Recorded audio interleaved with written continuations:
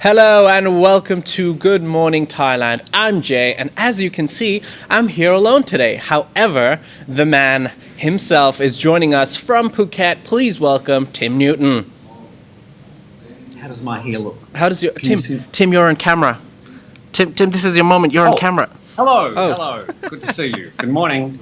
Good morning, Hello, Tim. viewer. Hello, viewer. Thank you to the viewers for joining us on this Monday morning. It's bright and early in Bangkok today.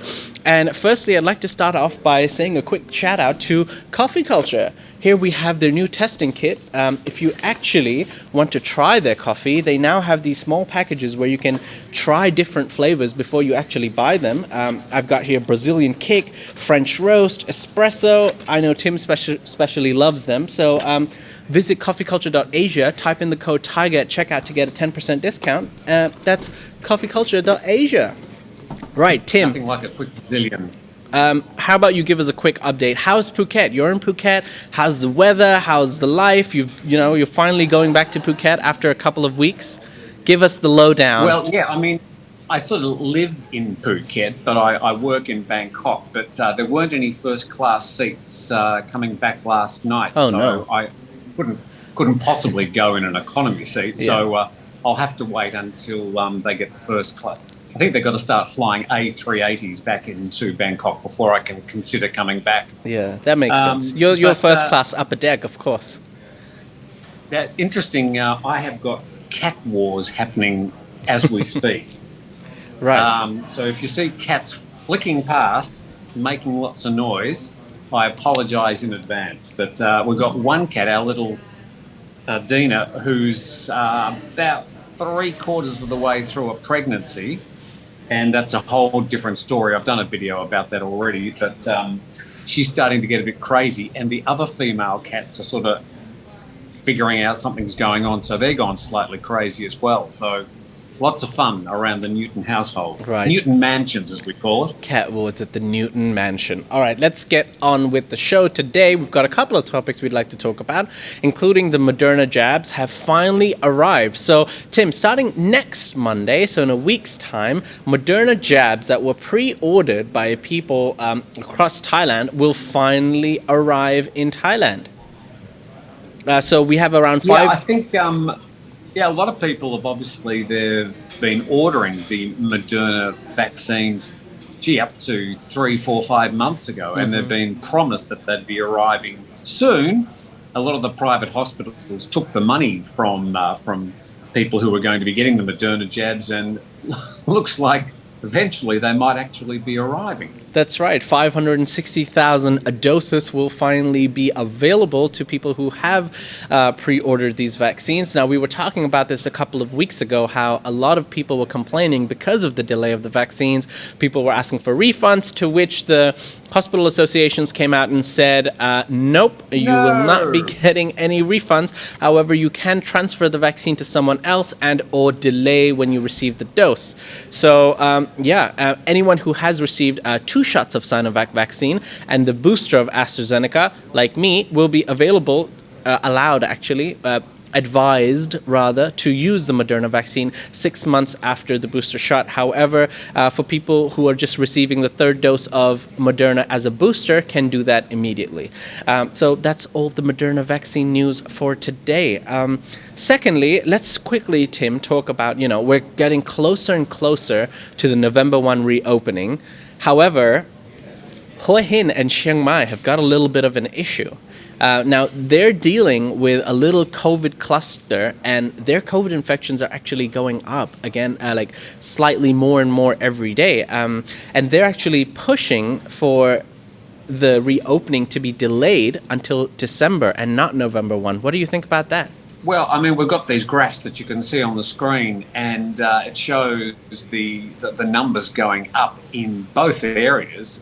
Both are areas that are not quite as reliant as, say, a place like Phuket or Pattaya for tourism, but they were certainly hoping to get some tourists back as soon as they could to start to fill the coffers up of the much suffering traders in those areas. But it's as the numbers come down in lots of other parts of the country, especially Bangkok, where the big clusters were about 3 or 4 months ago. And even in the south, they're starting to get some control over the rise in the Delta variant.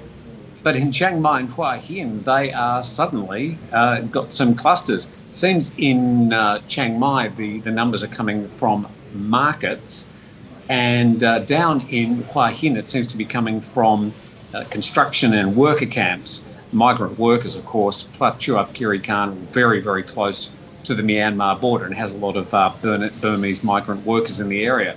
So they've both got slightly different problems, but the problem for them both is that they've got these rising numbers, and the November 1 looming just a week away.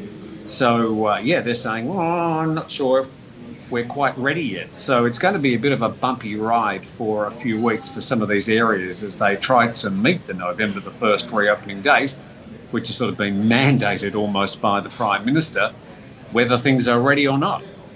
Right. I guess more on that on thetiger.com. You can find the latest information and updates on our website.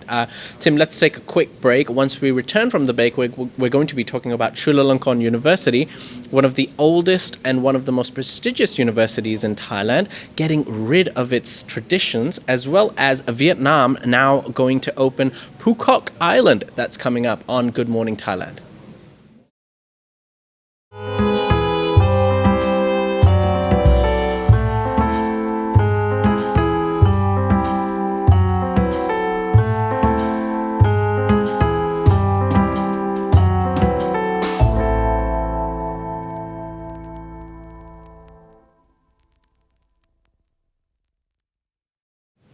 Welcome back. You're watching Good Morning Thailand. I'm Jay, and joining me from Phuket is Tim Newton. There he is, the man. Morning, everybody. And can I just say, arriving back in Phuket, I used to do the trip from Bangkok to Phuket every week, most of last year, from almost the start of June all the way through to the end of March this year, when, start of June last year to the end of March this year. And when I'd arrived, there'd be the temperature scanner as you came off the plane, and then you would have to get this Phuket Go Phuket, Go Bhuket, I think it's spelt with a G. Yeah. And you'd have to scan that, and they'd check that you had it scanned, and you had to sort of show things. And coming off the plane when I arrived on Friday, just walked straight off the plane. They had the temperature scanner there, but nobody staffing it, and then just walked straight through. There was nobody checking anything to do with our vaccination papers or anything to do with whether we had the apps uploaded. I had my More China app all ready to show, all updated, but nobody wanted to see it. So I found that interesting, that they're certainly trying to make things as easy as they can for passengers, at least travelling domestically at the moment. Right. All right. Tim, let's get on with one of the main topics of today, which is regarding Chulalongkorn University. Now, for those of you who are not aware, Chulalongkorn University is one of the oldest and one of the most prestigious universities in Thailand.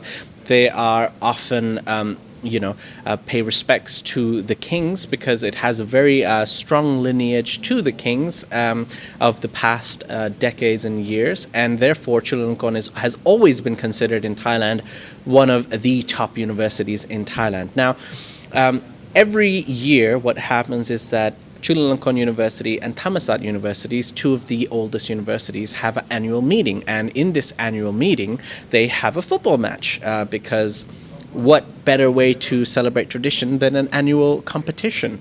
And this year, the Student Union of Chulalongkorn University has decided to scrap a parade called Prakyao, which is a very traditional parade that happens before the annual event actually takes place. And this has caused a lot of debate around Thailand and former alumni and students who've gone to this university because they feel like a long-standing tradition is being scrapped and they're quite unhappy about it. Tim, do you know anything about Prakyao?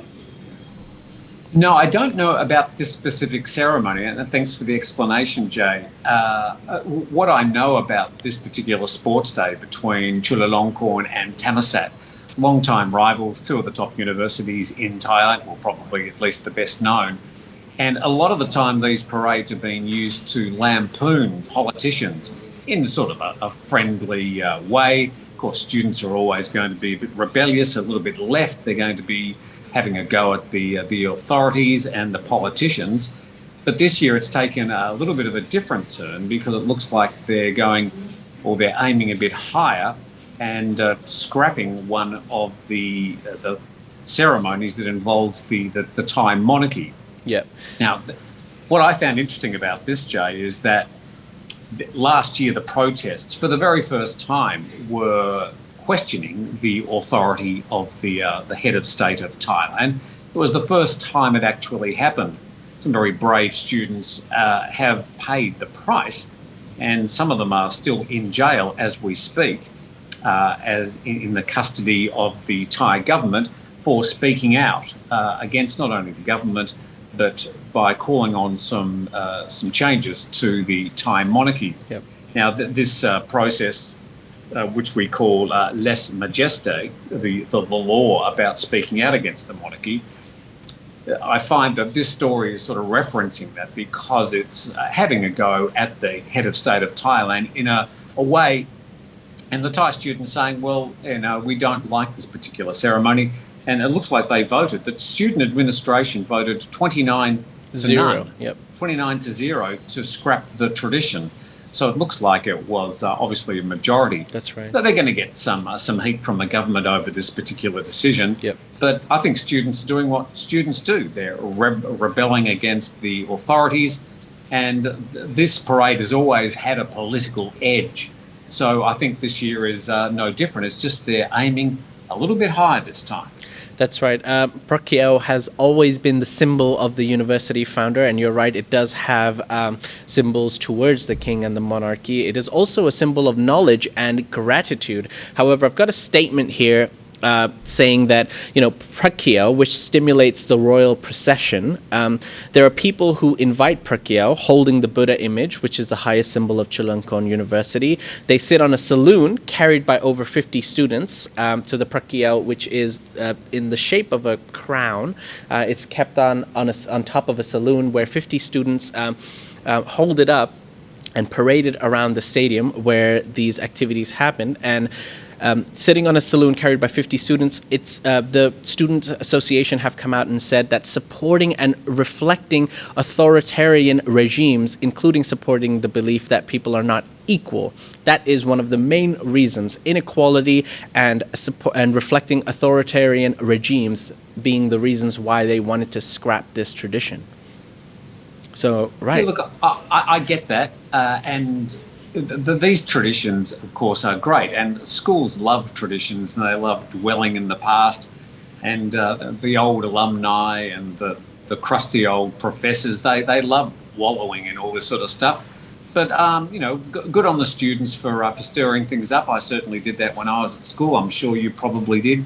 Or maybe you were the teacher's pet. Maybe you were the one who just said, oh, yeah, I'll do whatever you want. But I was certainly a little bit of a radical lefty. Tim the rebel.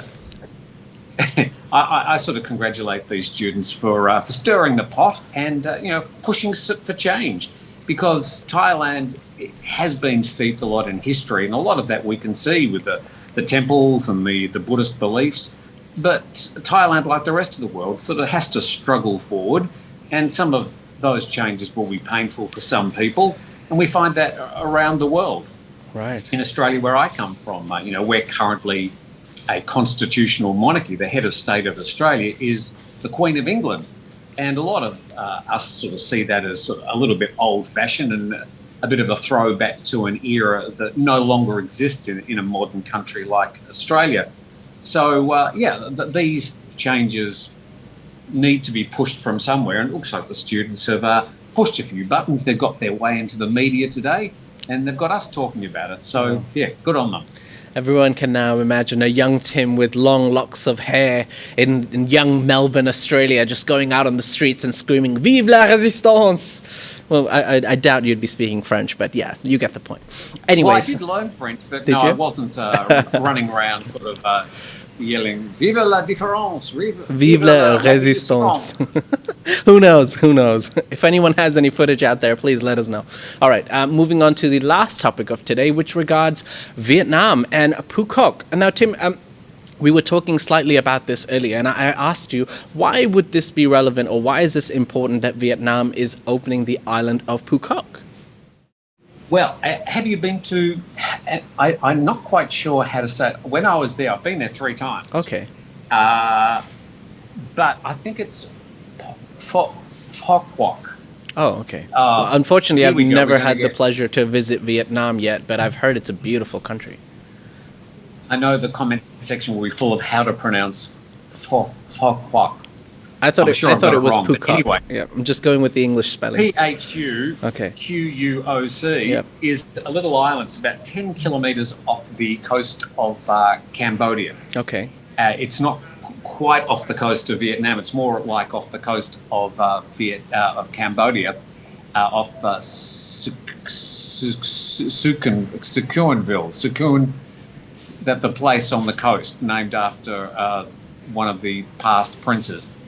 Can't remember the name of it now. Okay. But it's in the Gulf of Thailand, and it was sort of always seen as a bit of I just turn one of these messages off, as a bit of an up-and-coming seaside island resort to compete against places like, well, Phuket. Yep. And so I thought, well, I need to go and see this place. Now, the way to get there in the past, you've either flown through Bangkok and then travelled by Bangkok Airways direct to Phu Quoc, or you flew from Phuket to Kuala Lumpur, and they had daily flights on Air Asia to Phu Quoc across the Gulf of Thailand. So very interesting. And it's about the same size as Phuket. You can go in there and you can get a visa on arrival from just about any country in the world. This is before COVID. And it's a seaside resort, and it's got a little old town. It's probably about 20 years behind a place like Phuket. Having said that, though, they've started spending some serious money on some big tourist attractions. One of them being the longest cable car in the world. Oh, wow. So down the south of the island, you can go zip, zip, zip, along this long cable. It takes about 20 minutes, I think, to get from the Phu Quoc Island across to one of the island's 3 or 4 chains down across the Gulf of Thailand. A very, very beautiful place, a very dramatic cable car ride, if you're into that. And there's been spending some serious money, and some big hotels are now spending a lot of money there as well. It's looking a bit like a building site last time I was there, because a lot of activity was going on. And at the time, there was a lot of Russians. They're also setting it up to take in or attract the Chinese money as well.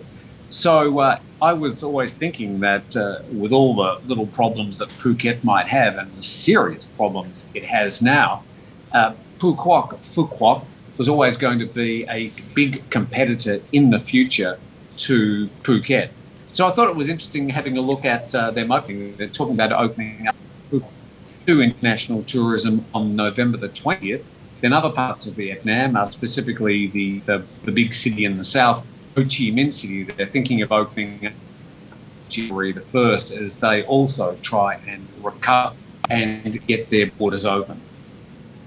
Right. All right. So more on. Do we need to do this like a sort of a radio thing where I go blah blah blah over, and then you start talking? We should. Over. Check. Yes. Thank you. Message received. All right. Over.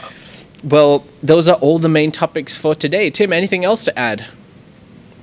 No. All I need to say is that I'm back in the office tomorrow. But tomorrow I won't actually be in the office in time, and so I believe I will be doing the show from the Bangkok airport. That's right.